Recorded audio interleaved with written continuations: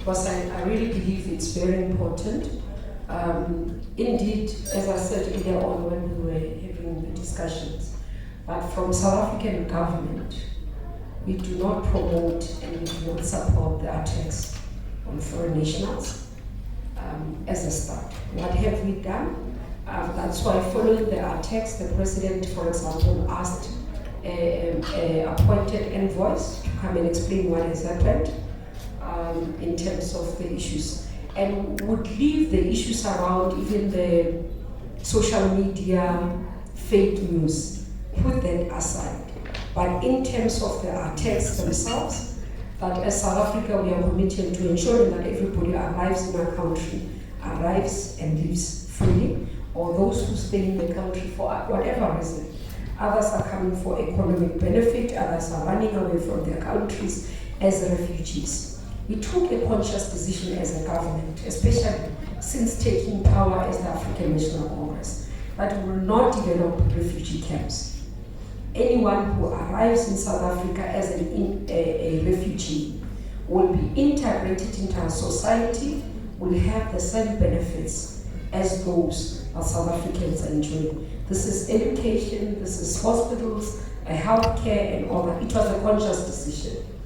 Now, looking at that, and because some of the people then having been in international platforms quite often, and people are saying, for example, the NGOs, don't you think you should go back because your citizens are saying the foreign nationals are taking their jobs, therefore, and we continue to say it's a position that we took consciously and we want to continue and support that position.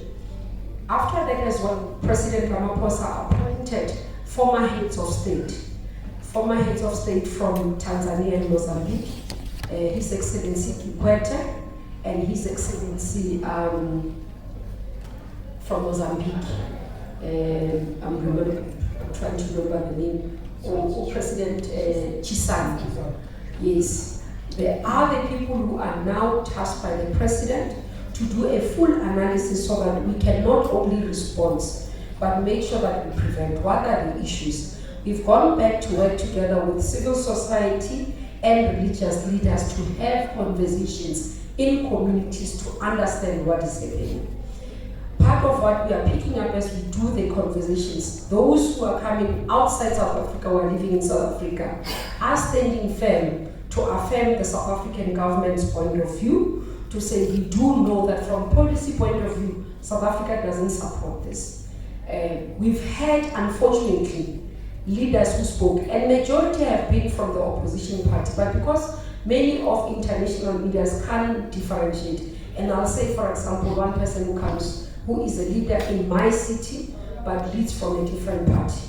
Now, who have different views. We've been engaging with them constantly as national government and provincial government to alert them of the dangers of speaking wrong in public, especially for populist point of view and seeking populist. You know, when we have oppositions, they would want just to say to people, this is what we do, even if it's not feasible, because they're looking for power.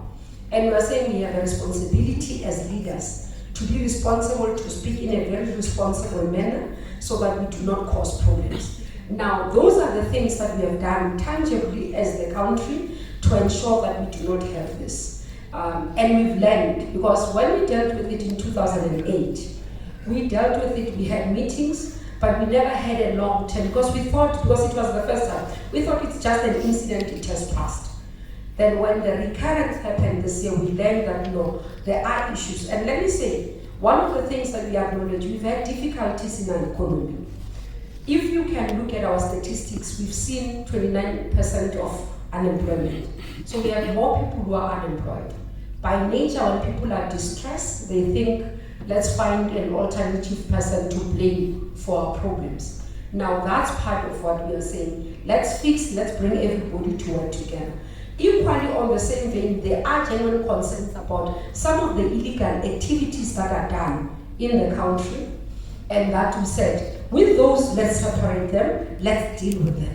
Those who are found to contravene our laws, let's deal with them appropriately in terms of drug trafficking, child trafficking, we'll sort it out. It's a continental problem that we must partner on. So the immigration issue remains a challenge for all of us, that we must deal with. But from our point as South Africa, we are saying South Africa is welcome and it's a home for many of us because we learned to share.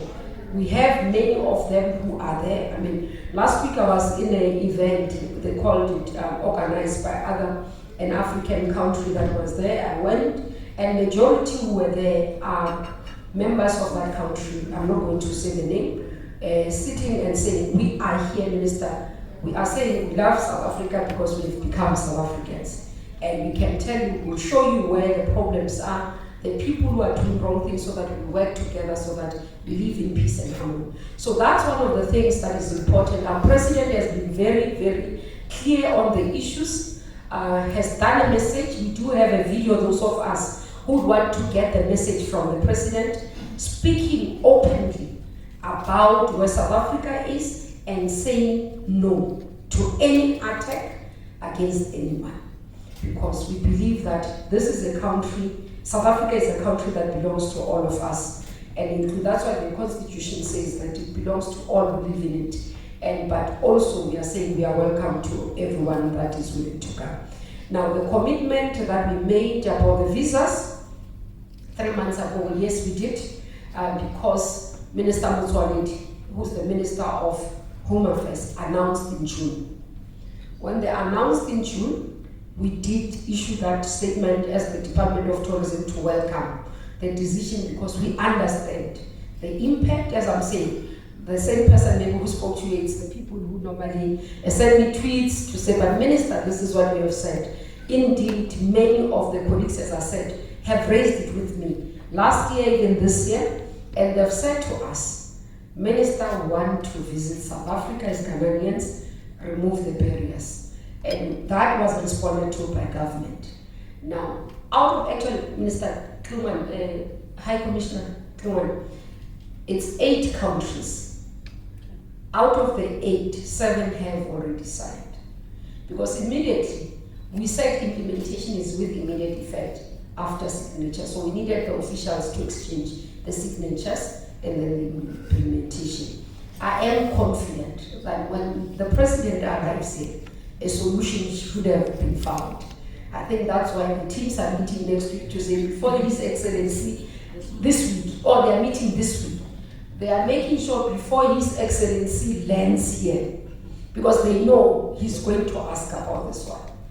Because he's very, very clear, he's very close to the issues around tourism, around immigration, around what we are doing. That's why I'm saying, like I'm here, I will also have to give report even before I leave, I arrive at home, so that by the time he arrives here, he knows what are the issues. So the issues that we have raised here, he would know them before he arrives. But the High Commissioner is here as well, who will be briefing him constantly as he arrives, and I do believe that by that time, the solution would have been found. I doubt that we'll reach 2020, this issue has not been implemented.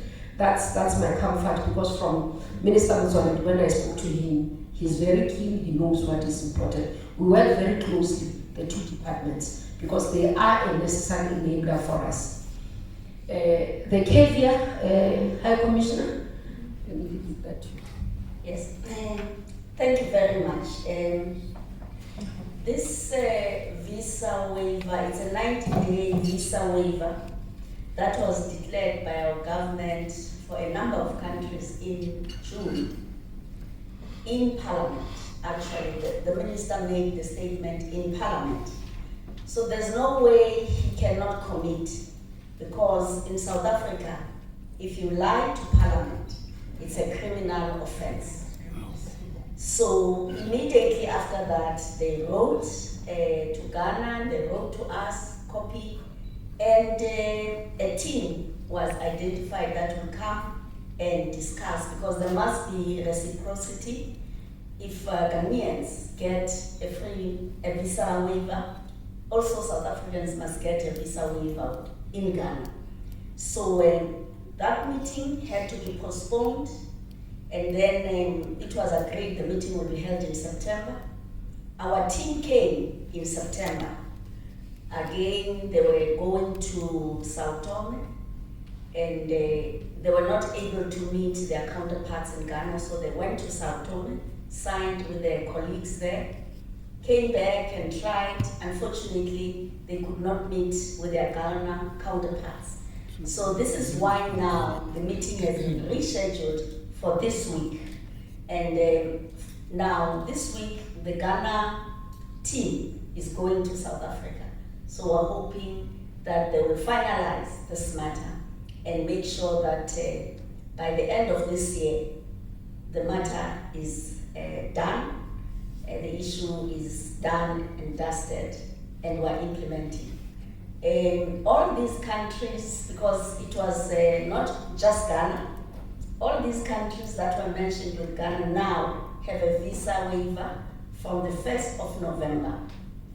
So we're hoping that Ghana will come very soon as well.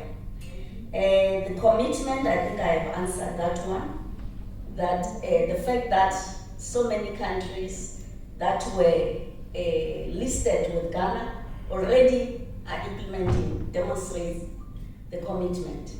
Also to say that this is not just for Ghana, it is also, the beginning of opening up. As the President is saying, we've got to open up this visa regime to make the country more accessible to tourists, to investors, and so on. So it's the beginning, and South Africa has to prepare themselves, have the right personnel, because we believe it will be a lot of work. It's already a lot of work. Maybe we are understaffed right now. We hope that as we prepare ourselves, more countries will be given this dispensation. Over and above that, I just want to say that already we have this dispensation with a number of countries, Tanzania, Angola, quite a number of countries.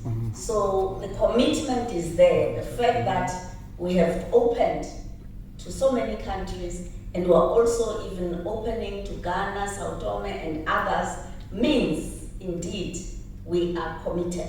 Because once it has been announced in Parliament, there's no way you can get out of it. So I will leave it at that. You have to state your reasons, remember, of visiting. Either when a tour operator books you flights and everything, like you get through the airport, they will ask you, when are you leaving, you are here for when. Those normal immigration rules applies. So we need to be very clear that those normal rules of a person visiting, saying I'm going for a holiday, you go to a holiday, you come back. If you're going to stay, there are requirements in terms of, what is it called? Visa for employment. If you are going for employment, there are not visa but permits. We have permits for people who come in to stay to South Africa to work. It's different requirements. So this one we're talking about visitors to South Africa, which are tourists. If you are falling in other category, the laws apply. I hope I've answered it correctly. Yes.